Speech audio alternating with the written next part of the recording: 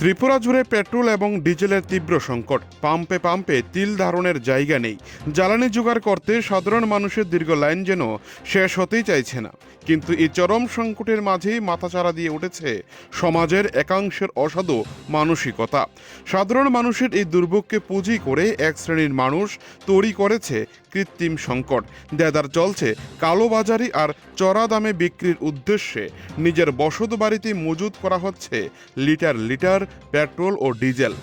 সম্প্রতি এক গোপন খবরের ভিত্তিতে মহকুমা প্রশাসন উদয়পুর পুলিশ লাইন এলাকায় এক ব্যক্তির বাড়িতে ঝটিকা অভিযান চালায়। সেখান থেকে উদ্ধার হয় প্রায় ৩০০ লিটার অবৈধ ডিজেল। প্রশাসন এই বিপুল পরিমাণ ডিজেল বাজেয়াপ্ত করেছে ঠিকই, কিন্তু এই অভিযানের পরেই মহকুমা জুড়ে শুরু হয়েছে তীব্র বিতর্ক। পুলিশ লাইনের ওই অভিযান সাধারণ মানুষের মনে স্বস্তি দেওয়ার বদলে একরাশ প্রশ্ন তুলে দিয়েছে।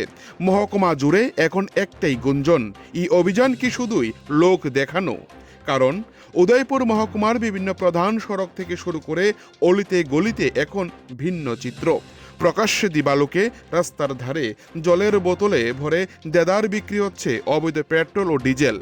কালোবাজারিদের এই রমরমা ব্যবসা সবার চোখের সামনে চললেও মহকুমা প্রশাসনের সেই দিকে কোনো নজর নেই কেন, তা নিয়ে খুব উগরে দিচ্ছেন ভুক্তভোগী সাধারণ মানুষ। অভিযান যদি সততার সাথে করা হয়, তবে কেন বেছে বেছে কেবল নির্দিষ্ট জায়গায় হানা দেওয়া হচ্ছে? কেন সড়কের ধারের অবৈধ খুচরো বিক্রেতা এবং তাদের পেছনে থাকা বড় চক্রটিকে আড়াল করা হচ্ছে? এই প্রশ্ন এখন গোটা মহকুমা জুড়ে ঘুরপাক খাচ্ছে।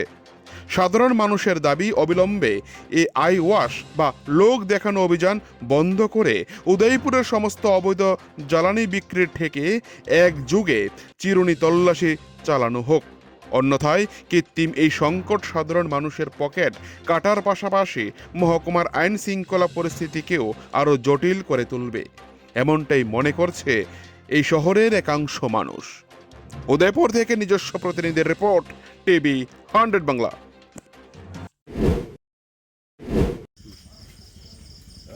আজকে আমরা একটা সংবাদ পাইছিলাম। সংবাদ পাওয়ার পরে আমরা একটা রেড করতে এসেছি। তো আমরা সঙ্গে আছে পুলিশ ডিপার্টমেন্টের লোক আছে, একজন ম্যাজিস্ট্রেট আছে, আমরা পাশাপাশি আমাদের সঙ্গে এখানের যারা স্থানীয় বাসিন্দা তারাও আমরা হেল্প করছে। তো আমরা যে পুলিশ লাইনটা আছে ওইসব সাইডে এসে আমরা একটা বাড়িতে রেড করছি। রেড করার পরে আমরা যথেষ্ট পরিমাণে আমরা পাইছি, ডিজেল পাইছি, অ্যাপ্রক্সিমেট মোটামুটি 250-300 লিটারের মতো হইব।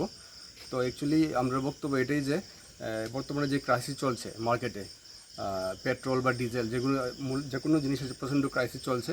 এই ক্রাইসিসটা তো এটা আর্টিফিশিয়াল ক্রাইসিস তৈরি করা হইতেছে কিছু মানে অসাধু ব্যক্তি।